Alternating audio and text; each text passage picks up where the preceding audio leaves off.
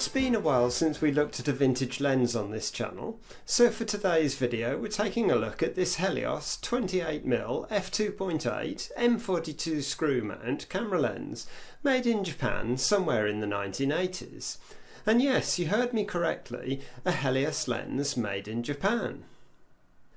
The story behind this Japanese-made Helios lens is, as far as I can tell, the importers for Zenith cameras and Helios lenses, TOE, or Technical and Optical Equipment Limited, wanted to broaden their range of available products. So they got some Japanese-made equipment, rebranded as Helios, to sell alongside the Soviet-made items. The 28mm was one of these, along with a 135mm and a few other bits and bobs. Taking a look at the lens itself, it's nicely constructed, with a smooth focusing ring and apertures ranging from f2.8 to f22.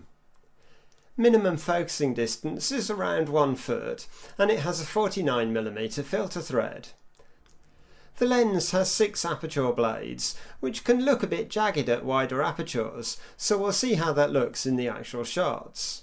And the fairly standard auto manual switch, so it could be used on non-auto aperture cameras of the time. I bought the lens attached to this Zenit TTL camera, which has had some rather poor repairs done in the past. I may fix the camera at some point in the future. Unusually for my videos, the lens itself has nothing wrong with it, so I can simply attach it to a camera and snap some shots. We'll start off with some test shots at all apertures. Wide open at f2.8, nothing is particularly sharp, and the lens gives a fairly hazy look to the image, as you can see here when I crop in a bit. But this haze may well look quite atmospheric on some shots. At f4 things improve a little, but it's still not that sharp, even in the centre of the image. By f5.6 things are looking pretty good, although there's still a little softness in the corners. Possibly unsurprisingly, the lens appears to be at its sharpest around f8, with good sharpness right into the corners. f11 is perfectly good, not quite as crisp as f8, but still totally acceptable. Sharpness falls away a little bit more at f16, but it's not terrible, and by this stage the plant in the background is more or less in focus. Even at the smallest aperture of f22, the lens still provides a usable image, although I generally steer clear of using the smallest apertures because it's rarely or never going to give you the best shots. I often find that these vintage lenses really lend themselves to arty shots of plants when used wide open. Like this Crocosmia, it's a mass of blurry velvety colour, and if we crop into the point of focus, it's sharp, but everything has that velvety haze, which I quite like.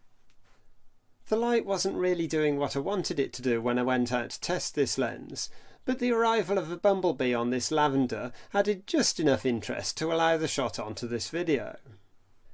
When they're not attacking you as you walk along innocently searching for a good shot, nettles can be really beautiful things. This one was shot wide open at f2.8, and even at the point of focus it's quite hazy due to the way the Helios 28 renders the shots, but I like the somewhat mystical look it creates. I took this shot of a fallen silver birch tree when I first got this lens last year. It was very low light, and I suspect I was shooting wide open, or possibly f4 just to retain a bit more depth of field. I figured I'd do a quick comparison against some of my other vintage 28mm lenses. The lens I use for nearly all of my videos is this Auto Chinon 28mm f2.8, which I love to bits. And we'll also compare the Helios to my Auto Super Paragon. Looking at this shot taken on the Helios at f2.8, you can see the haze and softness that I spoke about earlier. If we now look at the same shot taken on the Chinon, again at f2.8, it's much sharper and less hazy. And moving on to the Paragon, it's sharper still. My point of focus is the red repeat spacer key on the typewriter, so if I crop a slice of each image you can view them side by side. You'll also notice quite a colour difference between the lenses, with the Helios looking quite a bit yellower. At f5.6 the Helios is much more under control, although still not as sharp as the other two lenses. The Chinon produces a nicely controlled image when stopped down to f5.6, with good sharpness, but maybe looking slightly flat compared to the Paragon. The Auto Super Paragon wins this test, being the sharpest and also having the best contrast, but I still like the Chinon and it'll carry on being my main lens. Of course, one of the main things I like to use these vintage lenses for is shooting videos. Their imperfections can add atmosphere to video clips, and the Helios 28mm has plenty of character when shot wide open. So here's a little sequence I shot, all at f2.8, well, with the exception of a couple of clips shot at f4.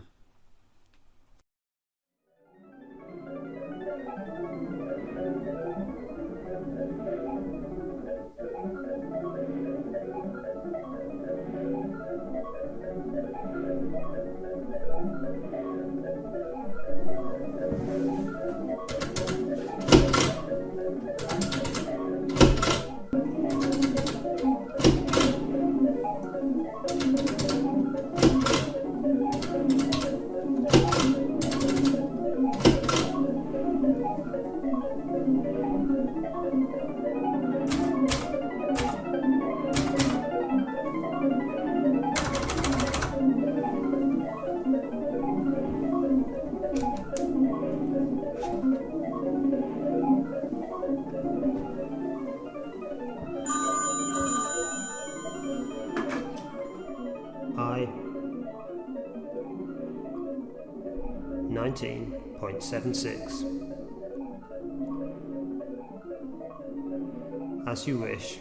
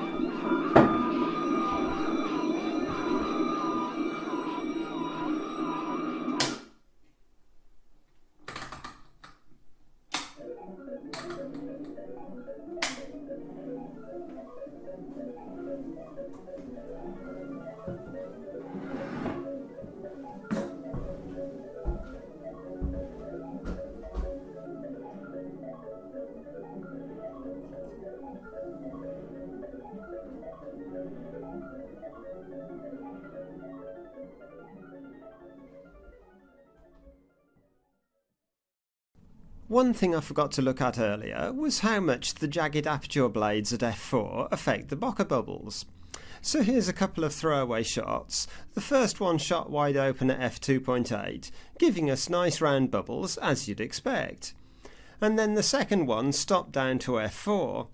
And yes, you can see the slightly jagged effect, but it's hardly devastating, so I don't think there's anything to worry about there. Overall, I really like this Helios. It's got quite a bit of character for a 28mm lens. It probably wouldn't be my choice if it was going to be my only 28mm lens, but as an additional lens, it's really excellent. Anyway, I think that'll probably do for this video. If you've enjoyed watching, please like the video and subscribe to the channel. And don't forget to click on the bell icon so you get notifications when new videos are released. So thanks for watching, and I'll see you in a future video.